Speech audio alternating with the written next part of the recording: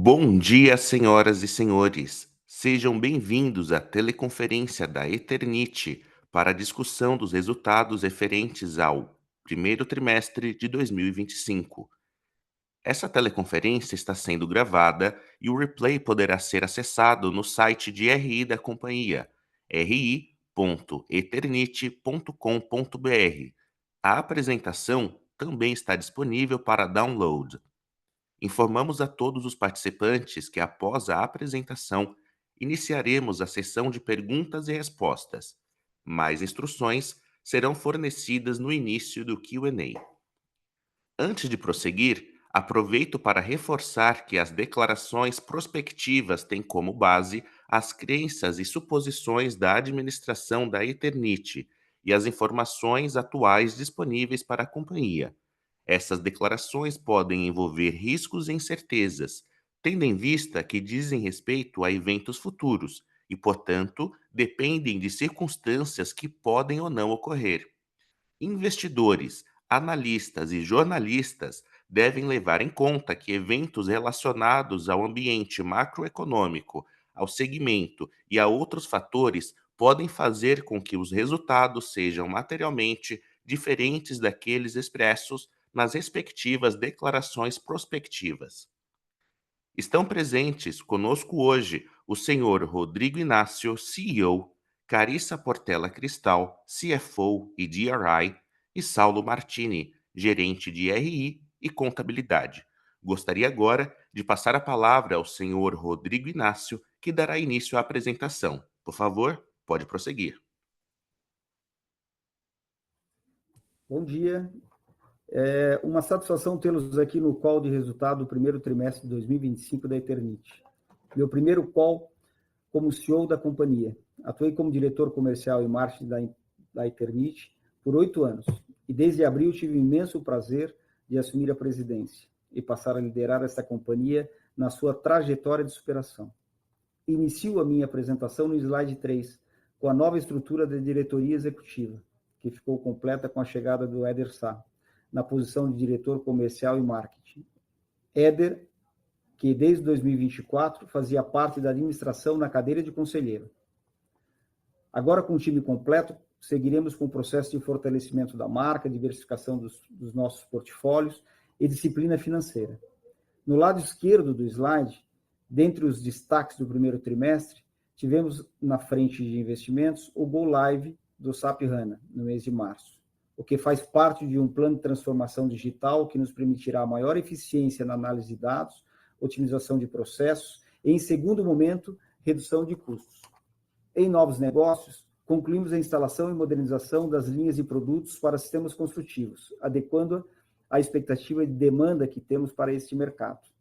Alinhados com o nosso compromisso com a disciplina financeira e seguindo um critério de austeridade, foi aprovado na última GO, realizada em 30 de março, a proposta de redução na remuneração dos membros do Conselho de Administração, mantendo os atuais níveis de governança. Passando para o próximo slide, trago os principais movimentos ocorridos no primeiro trimestre de 2025, com grande destaque nas vendas de telhas de fibrocimento e sistemas construtivos.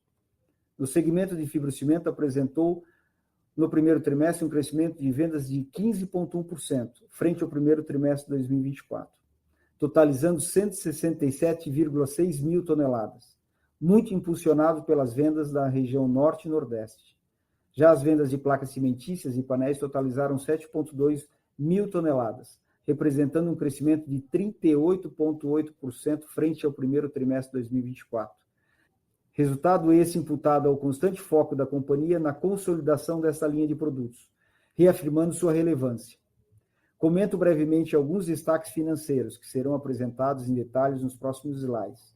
Com maior volume de vendas, a receita líquida do trimestre cresceu 6,3%, contra o mesmo período de 2024, totalizando 283,4 milhões. O lucro bruto encerrou o trimestre com 42,1 milhões e o EBITDA recorrente de 3,6 milhões. Agora passo a palavra a Carissa, que comentará o resultado do trimestre. Obrigada, Rodrigo. Bom dia a todos. Começo a minha apresentação no slide 5. Como de costume, antes dos números da Eternit, analisamos um pouco a performance do mercado. do setor de construção. E os reflexos também dessa performance na economia da população e a capacidade de financiamento das famílias brasileiras. Do último trimestre de 24 para cá, tivemos aumentos importantes, tanto na inflação quanto nas taxas de juros. E com isso, a proporção das famílias endividadas chegou a 77%. Esses fatores influenciam muito nas escolhas de compra das famílias.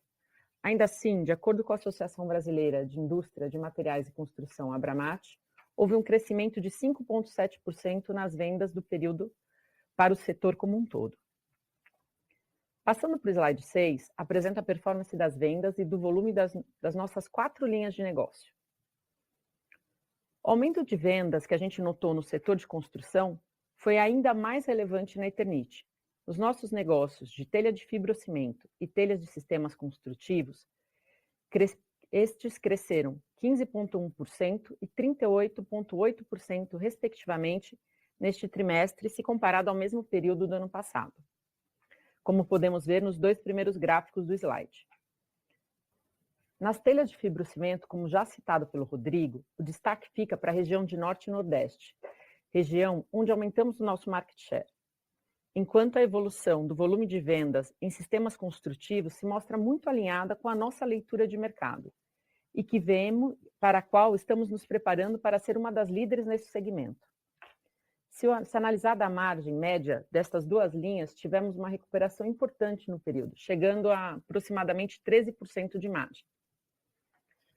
Já na operação de Crisotila, apresentada no terceiro gráfico, tivemos durante esse trimestre um desafio no processo de parada de manutenção, que teve o seu tempo de disponibilidade ampliado na nossa linha de beneficiamento. Isto, somado ao mix de fibras, fez com que a produção do nosso primeiro trimestre de 25 ficasse aquém da demanda de mercado, gerando uma redução no volume de vendas de 21,5%. Esta redução do volume gerou custos de ociosidade que não foram absorvidos no produto, e este fator, adicionado ao maior custo de aluguéis de equipamentos, gerou uma queda de 14,3 pontos percentuais na margem das exportações e fechou o trimestre com 20,7% de margem. E por último, trago aqui o segmento de telhas de concreto, que apresentou uma redução de 18,2% no primeiro trimestre de 25 em relação ao primeiro trimestre de 24. A margem bruta deste segmento atingiu a ordem de 9,4%, apresentando um recuo de 6 pontos percentuais, se comparado ao mesmo período de 2024. Isso é uma consequência da flutuação do preço médio. Já indo para o slide 7, trago a receita líquida da companhia, que totalizou 283 milhões no trimestre, com um crescimento de 6,3%. Este crescimento foi impulsionado pelo volume de vendas, principalmente do fibrocimento e de sistemas construtivos.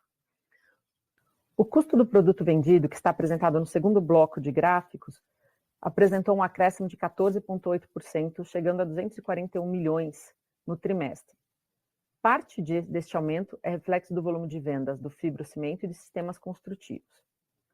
Também impactou o CPV, o custo de matérias-primas dos negócios de fibrocimento, e outra parte importante desse aumento vem do processo de Crisotila, referente principalmente à parte da ociosidade, como comentei anteriormente.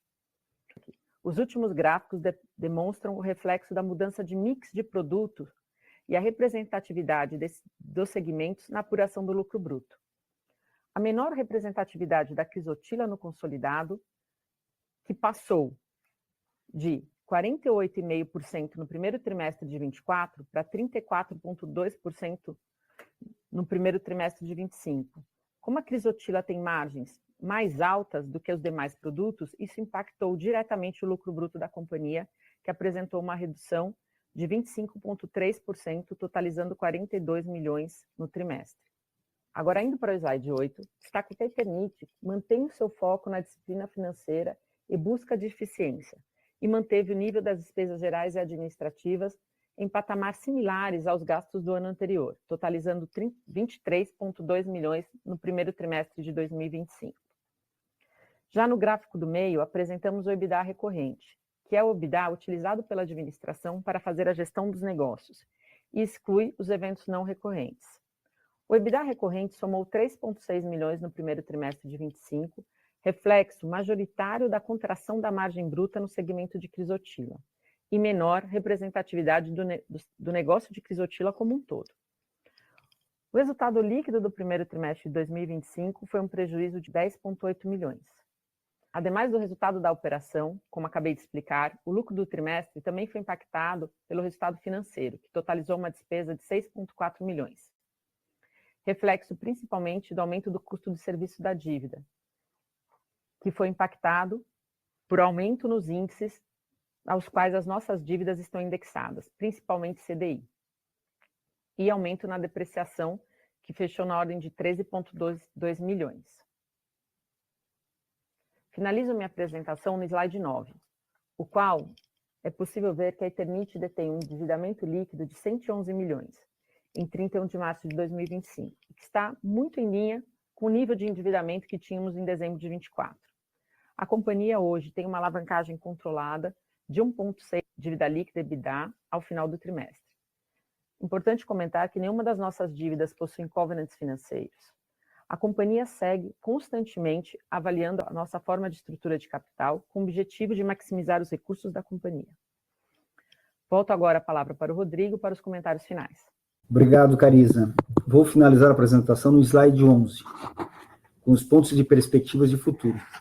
A companhia mantém relacionamento constante com os nossos revendedores para reforçar a qualidade e o diferencial dos nossos produtos e garantir a experiência positiva dos nossos clientes. Só no início deste ano, realizamos 2 convenções de vendas. As questões ambientais, sociais e de governança são premissas relevantes para a Eternit. A revisão da matriz de materialidade será mais uma ferramenta para apoiar as nossas decisões e o rumo da companhia. Atualmente, a Eternit já tem um processo produtivo responsável, no qual buscamos alternativas para minimizar o uso de recursos naturais, tais como circuito fechado de água industrial, reutilização de pallets, utilização de materiais reciclados no processo produtivo, entre outros. E reafirmando nossa crença de que a construção a seco representa o futuro da construção civil no país, continuamos diversificando nosso portfólio e fazendo investimentos na linha de produção para ampliar nossa capacidade produtiva na linha de sistemas construtivos. Agradeço o interesse de todos em acompanhar o nosso call de resultado, que encerra o primeiro trimestre. E passo a palavra para o Saulo, que dará andamento à sessão de perguntas e respostas. Bom dia a todos. Obrigado, Rodrigo. Daremos início à sessão de perguntas e respostas. Pedimos por gentileza que se identifiquem e façam todas as perguntas de uma única vez, aguardando a resposta da companhia. Lembrando que para fazer a pergunta, basta inseri-la no chat do call.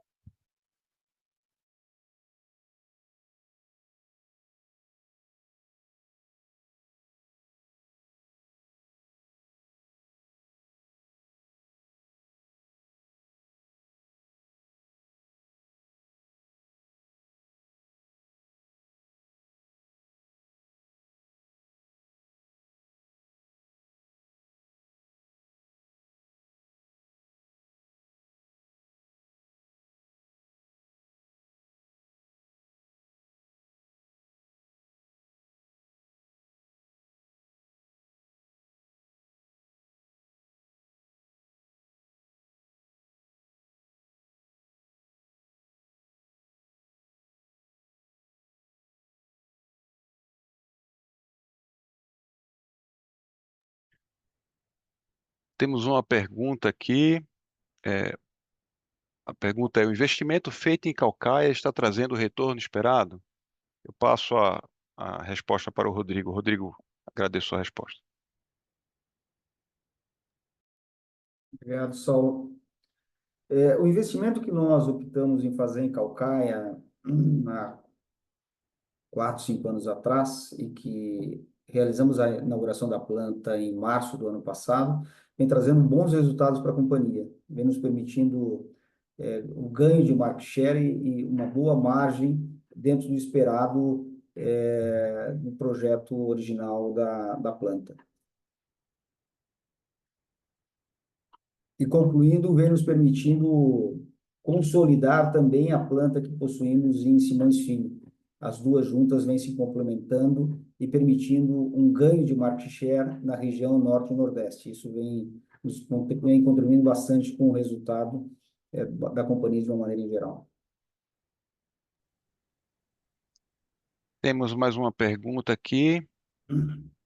Como está a perspectiva de crescimento no mercado de construção modular e como a companhia está se preparando para esse crescimento, Rodrigo, por favor?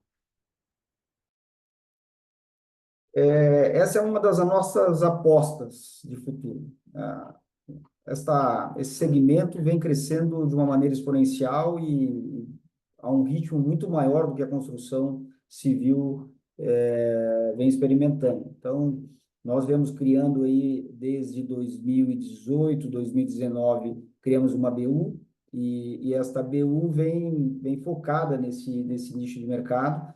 Estamos investindo fortemente nessas linhas de produto, com uma estruturação de equipes próprias, equipe de especificadores. Recentemente, esse trimestre, fizemos a modernização das máquinas para adaptar os produtos à necessidade de mercado, às características que o mercado vem nos demandando, e a gente vem se demonstrando resiliente, o crescimento vem se demonstrando resiliente neste segmento, e a gente está com expectativas bastante positivas para os próximos trimestres. Obrigado, Rodrigo. Há mais uma pergunta aqui sobre a dívida de curto prazo. Ela é maior do que a do longo prazo, representando mais de 50% do endividamento. E aí o acionista pergunta, qual a perspectiva do grau de endividamento da companhia? Eu vou passar a pergunta para a Carisa. Carisa, por favor. Saulo, obrigada.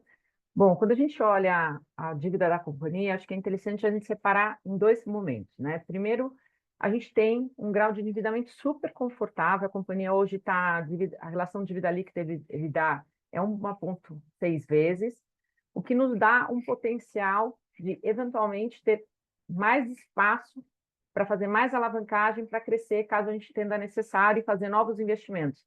Tanto como, por exemplo, uma fase 2 da nossa fábrica de Calcaia, ou, eventualmente, mais investimentos em sistemas construtivos, que é outra frente da companhia que vem se mostrando aí, como o Rodrigo comentou, super aderente ao mercado.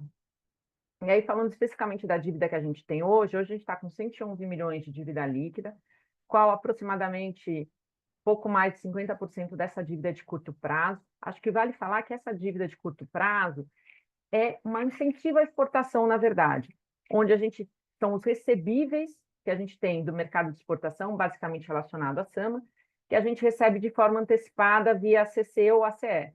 E esse tipo de financiamento tem uma taxa super atrativa, uma taxa de mercado que hoje está ao redor de 7, 7,5, então, que nos parece muito eficiente em relação ao cenário atual macroeconômico.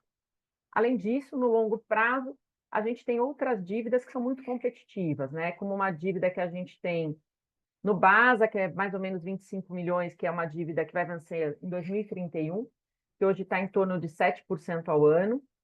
A gente também tem uma dívida que é o FINAME, que vence no ano de 2028. Essa dívida hoje está atrelada à Selic, e um CCE, que é de 25 milhões, que está em CDI mais 5, mais ou menos, que vence no ano de 2028.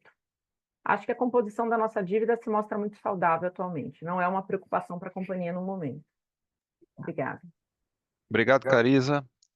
O investidor pergunta, se puderem dar mais detalhes sobre a queda na produção de crisotila, passo a pergunta para o Rodrigo. Como apresentado no material anteriormente, nós tivemos no primeiro trimestre 2 efeitos que impactaram a produção lá na mina de crisotila. O primeiro foi a manutenção, a parada de manutenção, onde a gente se estendeu o prazo, se estendeu um pouco mais do que tínhamos como expectativa. E o segundo, o efeito das chuvas. As chuvas tiveram um índice pluvial muito maior do que foi no ano passado, e isso afetou também a mineração. Se não fosse esses 2 efeitos, nós teríamos um bom resultado no primeiro trimestre, porque tivemos boas vendas e nós, de fato, não conseguimos atendê-las em tempo e forma em função desses dois motivos já citados. Obrigado, Rodrigo. Recebemos mais uma pergunta. O investidor questiona, né? Acredito que o resultado positivo e de futuro da Eternit é no fibrocimento. Qual as margens base para termos resultados positivos? Pergunto qual a visão dos administradores com vista a esse futuro. Acredito que o Rodrigo possa responder também. Eu vou aproveitar essa pergunta para fazer um link com a outra que eu já respondi sobre sistemas construtivos. A estratégia da companhia é otimizar os ativos que ela possui. Então, a maneira de como a gente otimiza casa com o crescimento deste mercado de sistemas construtivos, né? Onde a gente consegue usar os ativos para produzir produtos para este fim, né? Então, as máquinas estão sendo transformadas para com que a gente consiga produzir produtos até então não pensados dentro da companhia. Então, a companhia hoje está produzindo placas piso, né, para substituir outros substratos como madeira, plástico, concreto e assim por diante. Isso você tem uma agregação de valor. Então, os produtos hoje comercializados, eles possuem margens mais elevadas do que as margens que a gente consegue praticar nas telhas de fibrocimento. Então, o caminho que nós estamos traçando para a companhia é nesta aposta desse mercado. A gente acredita que é um mercado bastante resiliente, que vai ter um crescimento bastante significativo, já está tendo um crescimento, mas vai continuar tendo um mercado, uma resiliência de crescimento, e é onde nós podemos utilizar os ativos que nós possuímos para fazer essas conversões. Então, a gente acredita que o resultado vai vir através desse nicho de mercado. Gostaria de lembrar a todos os participantes do call que, para fazer qualquer pergunta, basta usar o campo lá, que é o chat, com, com a finalidade de realizar perguntas para a administração da companhia.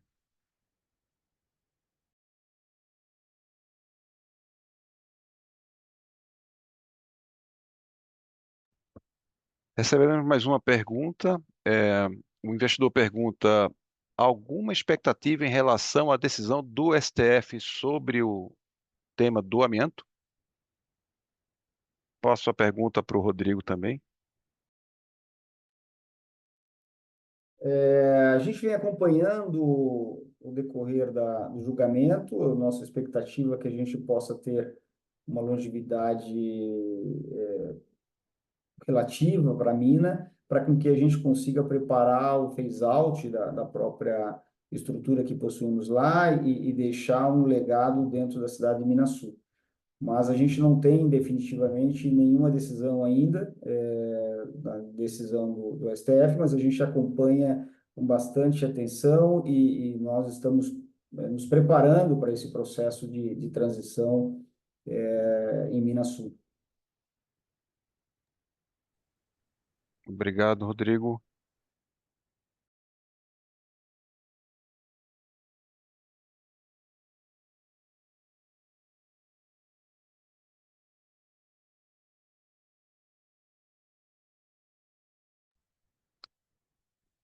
Temos mais uma pergunta ainda em relação ao amianto. Como o amianto segue sendo uma dúvida, já pensaram em usar as áreas onde se finalizou a mineração para construir tecnossolos e assim gerar receitas para tais áreas sem uso?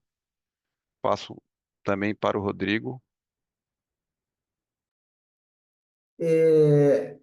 A gente já discutiu várias alternativas para aquela região. O tema é que é uma região bastante longe dos centros comerciais, ela está a mais de 500 quilômetros de Brasília, e economicamente não encontramos uma viabilidade da exploração de outro minério aonde nós estamos localizados. Mas estamos atentos a esse tema, mas até agora não temos absolutamente nenhuma indicação de que a extração ou mineração ou exploração naquela região seja economicamente viável. Obrigado, Rodrigo. Temos mais uma pergunta. Qual a visão da companhia perante a produção de telhas de concreto? Existe alguma tendência de paralisação deste segmento na companhia? Passo a pergunta ao Rodrigo. Ainda não temos uma decisão com relação a esse segmento de produto. É um mercado bastante competitivo. A telha de concreto ela possui uma dificuldade de comercialização num raio acima de 300 quilômetros, onde o frete passa a ter uma importância muito relativa sobre o produto. Então, dificulta bastante a expansão do negócio. A gente vem criando vários canais de vendas. Nós temos hoje venda direta ao consumidor, venda através de revendas, vendas diretamente a construtoras. Então, o que a gente vem tentando buscar alternativas é criar outros canais de vendas que nos agreguem margem de contribuição. Mas este é um ponto ainda que está em discussão na diretoria sobre o segmento do negócio em si. Obrigado, Rodrigo. Visto o resultado negativo do primeiro trimestre, em relação ao pagamento de dividendos, quando irão voltar a pagar? Vou passar a pergunta para a Carisa. Olá, obrigada pela pergunta. De fato, acho que só relembrando um pouquinho para iniciar, né, a nossa atual política de dividendos. Então, a gente tem uma política de pagar no mínimo 25% do lucro líquido da companhia. Atualmente, a nossa política está baseada em apurações com bases trimestrais e pagamentos ficam concentrados basicamente nos meses de setembro e março do ano subsequente à deliberação. Obviamente, agora nesse primeiro trimestre, como a gente não teve um resultado positivo, não cabe distribuição. Mas a expectativa da companhia, como a gente comentou, é que a companhia vai retomar, né, um cenário de resultados positivos. A gente teve, sim, um impacto negativo agora muito atrelado ao tema da crisotila e, com isso, o mix dos produtos, e também um pouco de custo adicional nas nossas linhas de produtos, em função do custo do fibrocimento, mas que a gente já fez um repasse de preços no finalzinho do primeiro trimestre, então isso ainda não conseguiu ser percebido no resultado do primeiro trimestre, mas a partir do segundo trimestre de 25 agora, a gente deve estar retomando os resultados positivos da companhia. Obrigada. Obrigado, Carisa. Estamos aguardando mais um pouco aqui, se receberemos mais alguma pergunta.